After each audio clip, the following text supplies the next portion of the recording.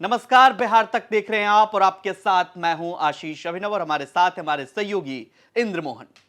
तेजस्वी यादव लगातार नीतीश कुमार पर जब भी टिप्पणी करते हैं एक सम्मान के साथ टिप्पणी करते हैं। अभी फिलहाल जनविश्वास यात्रा पर हैं और जब भी नीतीश कुमार को लेकर के उनसे सवाल पूछा गया या मंच से उन्हें बोलने का मौका मिला, चाचा नीतीश कहकर तेजस्वी यादव नीतीश कुमार को संबोधित करते आए या सिर्फ चाचा ही कहा। और लगातार जब पत्रकारों ने भी सवाल पूछा तो नीतीश कुमार पर तेजस्वी यादव कम हमलावर दिखे और उनकी नीतियों को लेकर लगातार वो बात जरूर करते रहे। इंद्रमोहन सर, तेजस्वी यादव इतने सॉफ्ट और इतने उदार नीतीश कुमार को लेकर हैं एक ऐसे समय में जब लालू प्रसाद भी ऑफर दे रहे हैं कि ठीक है, दरवाजा तो खुला ही रहता है। देखिए, राजनीति में कोई भी बयान ऐसे नहीं दिया जाता। जरूरत सब जानते हैं कि नीतीश कुमार कितनी बड़ी जरूरत है बिहार के लिए। जेडीयू के बिना सरकार बन ही नहीं सकती बिहार में। आप नंबर गेम में आ ही नहीं सकते। ये एक बहुत बड़ा सच है जिसे सारी पार्टियां मानती है। और नीतीश कुमार कहीं ना कहीं वो आधार हैं इस तमाम परिस्थितियों के, जिसके वो आज से कहें तो 17 साल पहले से सूत्रधार रहे हैं। अब बड़ी बात कि उन्हें लेकर, क्योंकि उन्होंने 2 बार ऑलरेडी पाला बदल लिया, तो सब तेजस्वी को भी ये लगता है कि क्या पता कल को स्थिति फिर ऐसी हो।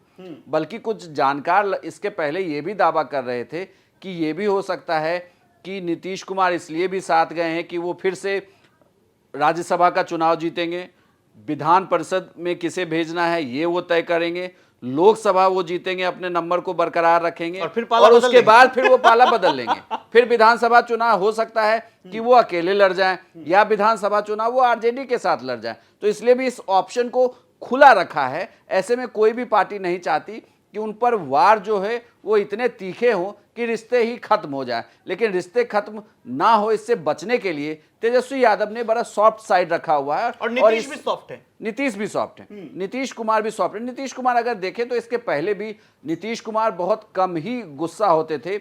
अब एक तरीके से अगर देखा जाए तो एक आध गुस्से को छोड़ दिया जाए विधानसभा में जिस तरह। बिल्कुल नीतीश कुमार पर्सनल टिप्पणी से भी बचते रहे हैं। लेकिन आजकल विधानसभा में जब उन्हें गुस्सा आ जाता है तब वो बताते हैं, क्योंकि उनका एक लंबा अनुभव रहा। इस लंबे अनुभव को देखें तो राजनीति के किसी ने लगभग 35 से 40 साल जो है बिता दिया है। और तेजस्वी यादव और उनके बीच एक बड़ा एज गैप है, क्योंकि वो लालू यादव के ही साथ की राजनीति उन्होंने की है। इसलिए वो हक से बोल देते हैं कि तुम जो मुझे बता रहे हो, मैंने ये राजनीति तुम्हारे पिता के साथ की है। इस रिश्ते में वो डांट भले देते हो, लेकिन तेजस्वी यादव जानते हैं कि सम्मान राजनीति में करना है और पर्सनल संबंध भी ऐसे रहे हैं दोनों परिवारों के बीच में, तो उस संबंध को भी बनाए रखना चाहते हैं। लेकिन राजनीतिक जरूरत बहुत बड़ी है, उस राजनीतिक जरूरत के आगे सभी नतमस्तक हो। 2 सवाल हैं। एक जो ये एक एलीट वर्ग ये मानता है कि अब राजनीति में जब आप ज्यादा समझदार होते हैं तो व्यक्तिगत टीका टिप्पणी से बचते हैं। तेजस्वी यादव वो भी दिखा रहे हैं एक बौद्धिकता भरी राजनीति तेजस्वी यादव कर रहे हैं, नीतीश कुमार के प्रति ही नहीं, अन्य नेताओं के प्रति भी, मतलब जो उनके विपक्ष के नेता हैं वो। एक सवाल ये भी है। और दूसरा, तेजस्वी यादव भी जानते हैं कि नीतीश कुमार के वोट बैंक को साधना, जो नीतीश कुमार के साथ एक 15% का तबका जुड़ा हुआ है, अकेले दम पर तेजस्वी के साथ जो A to Z की भले बात कर रहे हैं वो, लेकिन MY की पार्टी उनकी रही है और लगातार उनका एक क्षत्रप राज भी रहा है उस वोट बैंक पर। लेकिन नीतीश कुमार का भी एक अपना वोट बैंक है और तेजस्वी जानते हैं कि जब तक इस वोट बैंक में सेंधमारी नहीं होगी तब तक अकेले दम पर बिहार में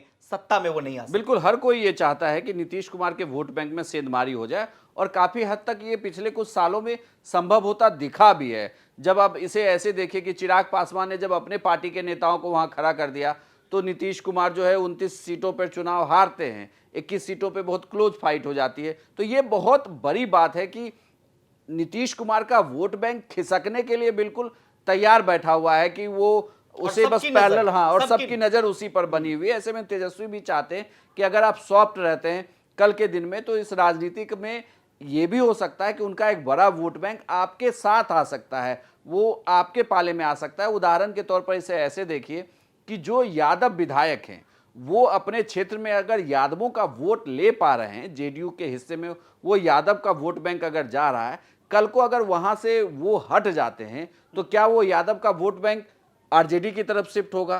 क्या वो यादव का वोट बैंक बीजेपी की तरफ शिफ्ट होगा? इस गुना गणित को भी सब आने वाले दिनों में आगे देख रहे हैं। खास करके आरजेडी तो जरूर देख रही है। जब वो MY को साधती है तो उसे पता है कि अगर यहां से खिसका तो उसी के पास आएगा, वो बीजेपी के पास शायद नहीं जाने वाला, क्योंकि बीजेपी तो पिछले 30 सालों से इस वोट बैंक में सेंधमारी नहीं कर पाई है। तो कुल मिलाकर इसीलिए तेजस्वी यादव वहां भी सॉफ्ट होते हैं कि अगर सॉफ्ट रहेंगे तो जो उनका वोट बैंक है उसका ज्यादा बड़ा हिस्सा उनके पाले में आ सकता है। ठीक है, तो चलिए आपका क्या कुछ मानना है? क्या 2025 में नीतीश कुमार की संभावित पलटी को देखते हुए तेजस्वी यादव सॉफ्ट हैं, या फिर उनका निशाना नीतीश कुमार के वोट बैंक पर है? कमेंट करके हमें जरूर बताइए और बिहार की तमाम खबरों के लिए आप देखते रहिए बिहार तक।